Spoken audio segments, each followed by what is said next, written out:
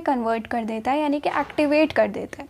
अब जो ट्रिप्सिन है वो बाकी जितने भी प्रोटीएजेज हैं उनको एक्टिवेट कर देगा एंड फाइनली वो यहाँ पे जो hello everyone, welcome back to AR square YouTube channel. I am Anjali. आज की वीडियो में हम बात करने वाले हैं salivary glands, pancreas and duct system of liver, gall bladder and pancreas के बारे में। तीनों टॉपिक काफ़ी ज़्यादा इंपॉर्टेंट है, फटाफट से इसको कवर कर लेते हैं। आई रियली होप आपको ये वीडियो पसंद आएगी। ओके, सो माउथ को दो पार्ट्स में डिस्टिंग्विश किया गया है। एक है हमारा वेस्टिब्यूल एंड दूसरा ओरल कैविटी प्रॉपर। हमारी एनसीईआरटी कह रही है कि जो टीथ एंड टंग है वो ओरल कैविटी में प्रेजेंट होते हैं। Salivary glands are present outside the oral cavity, यानी कि they are present in the vestibule. Vestibule वो स्पेस है जो कि हमारे चीक एंड टीथ के बीच में होता है, राइट। और इनके डक्ट्स होती हैं जो कि ओरल कैविटी में सलाइवा को पुअर करती हैं, राइट। तीन पेयर्स हैं, एक है पैरोटिड, दूसरे सब मैक्सिलरी जिनको सब मैंडिबुलर भी कहते हैं, फाइनली वी हैव सबलिंगुअल। जो पैरोटिड है जैसा कि आप यहाँ देख पा रहे हो, यहाँ पे प्रेजेंट होता है, दे आर द लार्जेस्ट, ठीक है। उसके बाद सब मैक्सिलरी जिसको हम सब मैंडिबुलर भी कहते हैं। मैक्सिला अपर जॉ को कहा जाता है, मैंडिबल नीचे वाले जॉ को, लोअर जॉ को कहा जाता है। तो दोनों ही जॉ के नीचे ही है ये, राइट, इसलिए इसको कहते हैं सब मैक्सिलरी या फिर submandibular. And finally we have sublingual जिसको हम स्मॉलेस्ट सलाइवरी ग्लैंड कहते हैं और ये बिलो द टंग प्रेजेंट होता है, ठीक है। अब ये हमारा एक टेबल है जो कि आपको याद रखने में हेल्प हो जाएगी।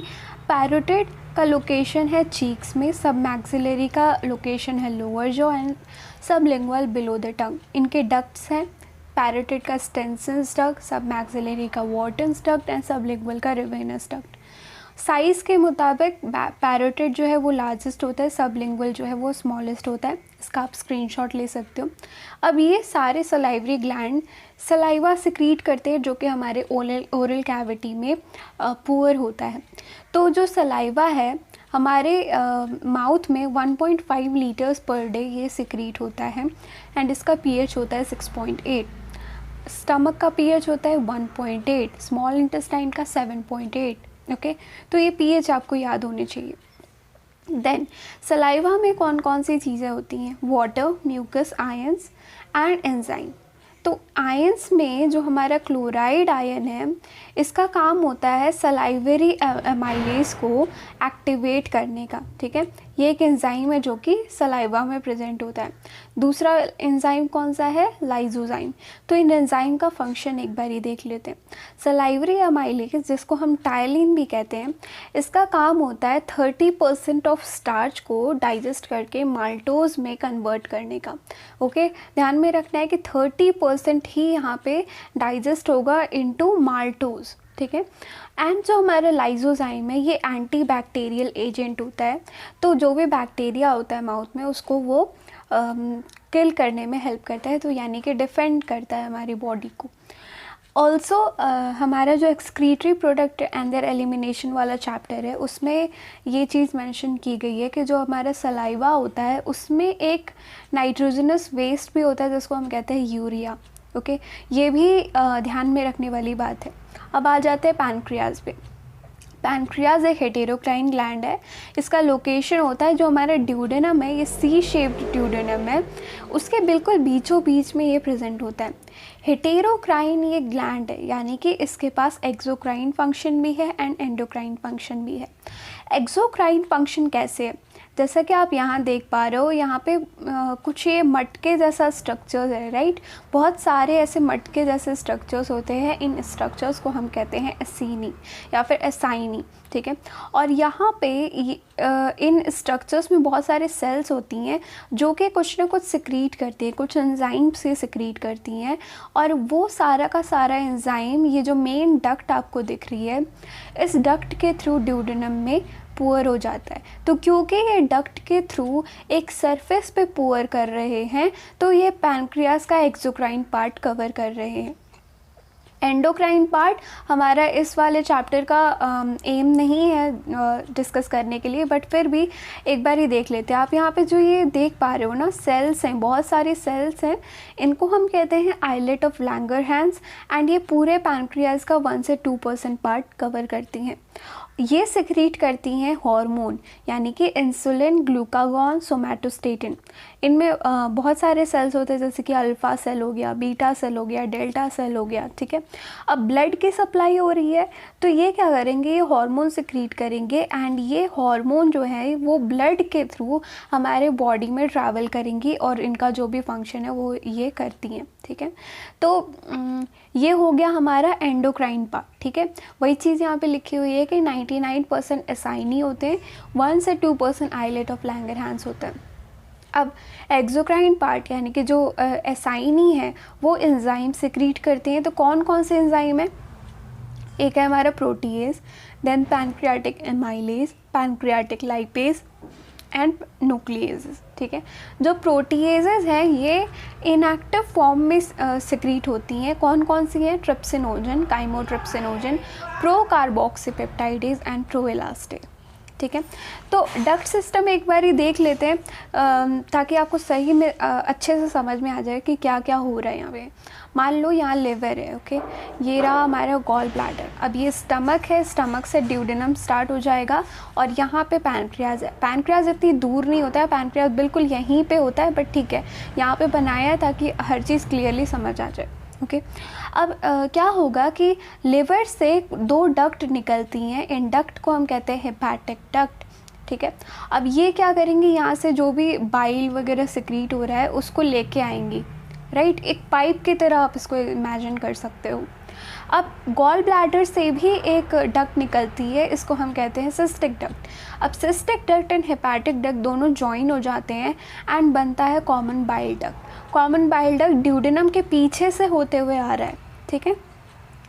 उसके बाद पैनक्रियाज से एक मेन डक्ट निकलती है जिसको हम कहते हैं डक्ट ऑफ विल्सन। तो ये डक्ट ऑफ विल्सन जो भी एसाइनी थे, एसाइनी से जो भी एंजाइम सिक्रीट हो रहे थे उनको लेके आएगा यहाँ पे, राइट। ये सारे पाइप की तरह स्ट्रक्चर्स होते हैं, ओके। और अब ये दोनों जो कॉमन बाइल डक्ट और डक्ट ऑफ विल्सन है, ये दोनों जॉइन होके बनता है हेपाटोपैनक्रियाटिक डक्ट, एंड फाइनली सारा का सारा जूस ड्यूडेनम में पुअर हो जाता है, राइट। यहाँ पे एक एम्प्यूला भी होता है, उसको हम कहते हैं हमारा एम्प्यूला ऑफ वेटर, एंड उसके बाद यहाँ पे एक स्फिंक्टर होती है। अच्छा, डक्ट ऑफ विल्सन के अलावा कुछ लोगों में एक और डक्ट होती है जिसको हम कहते हैं डक्ट ऑफ सैंटोरिनी, जैसा कि आप यहाँ पे देख पा रहे हो। ये कुछ लोगों में होती है, कुछ लोगों में एब्सेंट भी होती है। अब यहाँ पे एम्प्यूला ऑफ वेटर दिखाया हुआ है और वो स्फिंक्टर दिखाया हुआ है, स्फिंक्टर ऑफ ओडाई, राइट। तो स्फिंक्टर ऑफ ओडाई का काम ये है कि ये रिफ्लक्स नहीं होने देगा, कहीं पे भी स्फिंक्टर हो उसका काम यही होता है कि वो 1 वे मूवमेंट को प्रमोट करते हैं, राइट। अब ये क्या हो रहा है, यहाँ पे सारे के सारे एंजाइम्स जो भी हैं वो और बाइल, ये सब चीज़ें यहाँ पे पुअर हो जाएंगी। अब होता क्या है कि फूड यहाँ से आया, स्टमक से फूड काइम बन जाता है ना फूड का। क्यों बनता है? क्योंकि स्टमक में चर्निंग मूवमेंट्स होती हैं, उसके बाद यहाँ पे काइम बन जाएगा और वो हमारे स्टमक में आएगा, राइट। अब फूड की वजह से ये जो ड्यूडेनम है ना, ड्यूडेनम में कुछ सेल्स होती हैं जिनको हम कहते हैं एंटेरो एंडोक्राइन सेल्स। अब वो फूड की वजह से एक्टिवेट हो जाती हैं एंड वो हार्मोन सिक्रीट करती हैं। 2 हार्मोन बता रही हूँ अभी, कोलेसिस्टोकाइनिन एंड सेक्रेटिन, ठीक है। तो ये ब्लड के थ्रू जाएंगे, तो एक एक करके बताते हैं। पहले तो कोलेसिस्टोकाइनिन का सुन लो। कोलेसिस्टो ये टर्म हम गॉल ब्लैडर के लिए यूज़ करते हैं, ठीक है। तो कोलेसिस्टोकाइनिन हमारे गॉल ब्लैडर को कॉन्ट्रैक्ट करने के लिए हेल्प करता है और बाइल यहाँ से निकलेगा उसकी वजह से, उसके कॉन्ट्रैक्ट होने की वजह से, राइट। अब कोलेसिस्टोकाइनिन एक और काम करता है, वो ब्लड के थ्रू हमारे पैनक्रियाज में जो एसाइनी है, एसाइनी में पहुंचता है एंड उसको जो भी यहाँ पे एंजाइम सिक्रीट हो रहे थे ना एसाइनी में, उनको सिक्रीट करवाने में उसके हेल्प करता है, राइट। यानी कि वो एक्टिवेट करेगा जिसकी वजह से एसाइनी वो एंजाइम्स को सिक्रीट करेंगे, ठीक है। हमेशा ही नहीं हार्मोन निकलते रहते क्योंकि बॉडी वेस्ट नहीं करना चाहती कुछ भी। देन अब होता क्या है कि जो भी एंजाइम यहाँ पे सिक्रीट हो रहे हैं, ख़ास करके जो प्रोटीएजेज हैं, ट्रिप्सिनोजन हो गया, काइमोट्रिप्सिनोजन हो गया, तो ये सारे इनएक्टिव फॉर्म में सिक्रीट होते हैं और ये एक्टिवेट तभी होंगे जब वो ड्यूडेनम में पहुँचेंगे। ठीक है, इसके पीछे रीज़न बहुत ऑब्वियस है कि अगर यहाँ पे जो एंजाइम है वो एक्टिवेटेड फॉर्म में सिक्रीट होगा तो क्या होगा, ये जो पैनक्रियाज है उसी को वो डाइजेस्ट कर सकता है, राइट, इसलिए उसको इनएक्टिव फॉर्म में सिक्रीट किया जाता है एंड फाइनली वो ड्यूडेनम में आते हैं जहाँ पे कुछ एंजाइम होते हैं जैसे कि एंटेरोकाइनेज। तो एंटेरोकाइनेज एक एंजाइम है जो कि प्रोटीएजेस को एक्टिवेट करता है। ट्रिप्सिनोजन जो है जो कि हमारा पैनक्रियाटिक एंजाइम है, राइट, तो ट्रिप्सिनोजन को एंटेरोकाइनेज ट्रिप्सिन में कन्वर्ट कर देता है, यानी कि एक्टिवेट कर देता है। अब जो ट्रिप्सिन है वो बाकी जितने भी प्रोटीएजेज हैं उनको एक्टिवेट कर देगा एंड फाइनली वो यहाँ पे जो भी फूड है उस पर काम कर पाएंगे। ठीक है, अब आ जाते हैं हमारा सेक्रेटिन पे। तो सेक्रेटिन सबसे पहला हार्मोन था जो कि डिस्कवर किया गया था, वो भी ब्लड के थ्रू ही जाएगा। हार्मोन है तो वो ऑब्वियसली ब्लड के थ्रू ही जाएगा, राइट। अब वो ब्लड के थ्रू पहुंचता है हमारे पैनक्रियाज में एंड पैनक्रियाज में जाके जो एसाइनी है वहाँ से बाइकार्बोनेट आयन रिलीज़ करवाता है एंड ये बाइकार्बोनेट आयन भी आते हैं और ड्यूडेनम में, क्योंकि बाइकार्बोनेट आयन रिलीज़ करवाने का रीज़न ये है कि फूड काफ़ी एसिडिक आ रहा है, राइट। अब एसिडिक पीएच में जो पैनक्रियाटिक लाइपेज है, पहली बात वो काम नहीं कर पाएगा, तो पीएच को मेंटेन करने की ज़रूरत है। और दूसरी बात ये है कि जो हमारा ड्यूडेनम है, ड्यूडेनम की जो वॉल है वो एसिडिक फूड की वजह से डिस्ट्रॉय ना हो, उसके लिए बाइकार्बोनेट आयन की ज़रूरत पड़ती है। ठीक है, तो ये दोनों काम हमारा कोलेसिस्टोकाइनिन एंड सेक्रेटिन का हो गया और यहाँ पे जो जो काम होंगे वो हम थोड़े देर क्या नेक्स्ट वीडियो में देखेंगे। ठीक है, तो ये सारे हमारा डक्ट सिस्टम के बारे में बात हो रही थी। अब यहाँ पे आप देख पा रहे हो कि ये स्फिंक्टर्स में बहुत लोगों को कन्फ्यूजन होती है, तो मैंने सोचा एक बार दिखा देते हैं।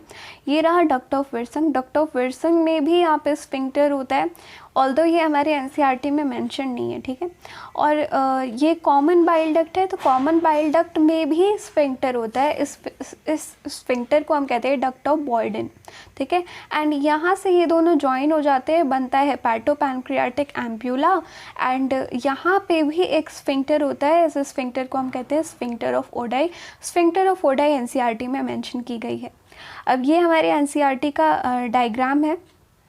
ठीक है, एक बार देख लेते हैं। गॉल ब्लैडर है, गॉल ब्लैडर से आया डक्ट ऑफ गॉल ब्लैडर, इसमें यहाँ पे आप लिख सकते हो सिस्टिक डक्ट, राइट। और डक्ट ऑफ लिवर है हेपेटिक डक्ट, दोनों कॉम्बाइन हो जाएंगे, बनेगा कॉमन बाइल डक्ट। फिर वो पैनक्रियाटिक डक्ट यानी कि डक्ट ऑफ विल्सन से ज्वाइन करेंगे एंड बनेगा हमारा हेपाटोपैनक्रियाटिक डक्ट एंड फाइनली ये ड्यूडेनम में ओपन होते हैं। ठीक है, दैट्स इट अबाउट हमारा duct system, pancreas, salivary gland.